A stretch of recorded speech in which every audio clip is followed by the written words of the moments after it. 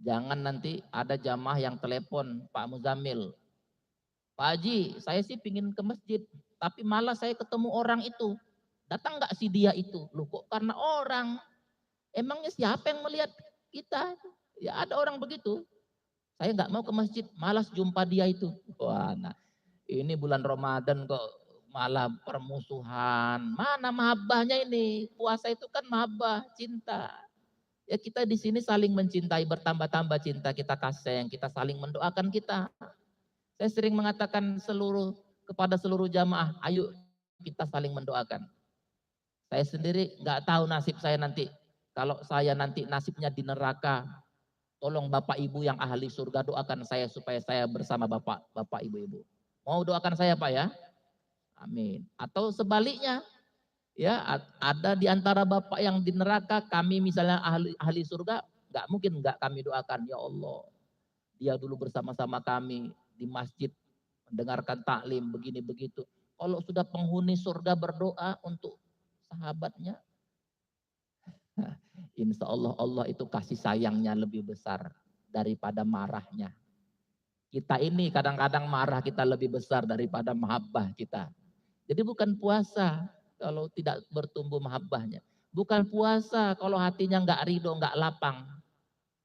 Inti daripada puasa itu melahirkan sifat lapang. Saya pernah cerita sebelum Rasulullah membaca doa yang dibaca oleh Nabi Musa, Rabbis shrahli sodri, ya Allah lapangkan bagiku dadaku. Sebelum Rasulullah baca itu, Allah sudah mengatakan kepada Rasulullah langsung, alam nasroh laka sodrok. Jadi bukan puasa kalau enggak mahabbah, kalau bukan ridho, bukan puasa kalau tidak sabar. Ya itulah yang kita persiapkan. Kita lanjutkan.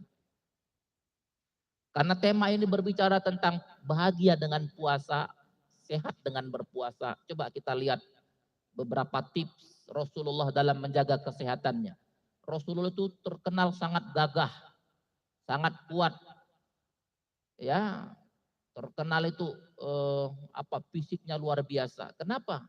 Rupanya rahasianya selalu bangun sebelum subuh. Pantas dia sehat, pantas gagah, karena selalu bangun sebelum subuh.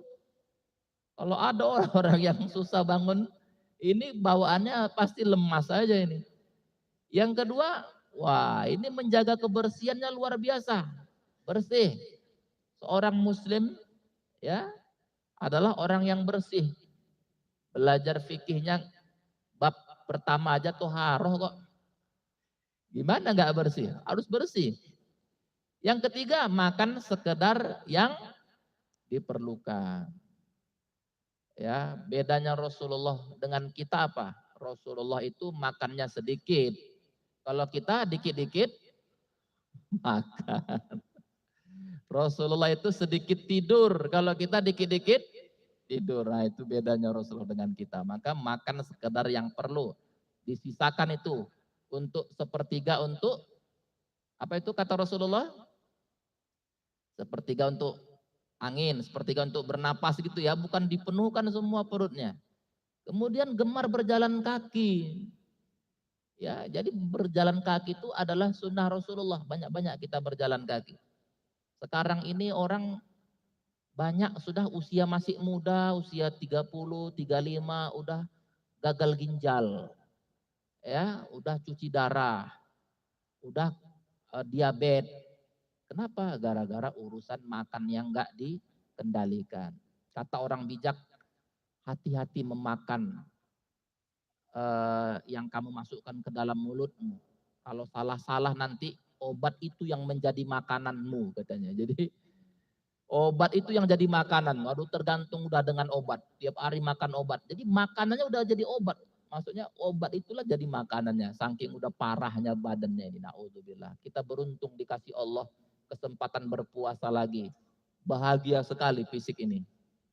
Tidak pemarah, optimis, tidak berputus asa, tidak pernah iri hati, pemaaf. Ini 8 tip kalau mau sehat. Rupanya kalau orang nggak suka pemaaf, misalnya dia suka iri, penyakit-penyakit pada datang itu. Hati-hati kita. 80% penyakit fisik itu berawal dari penyakit psikis. Itu tadi yang suka marah, yang suka tersinggung, itu bikin jadi Rusak ini fisik kita ini. Saya pernah dengar cerita ada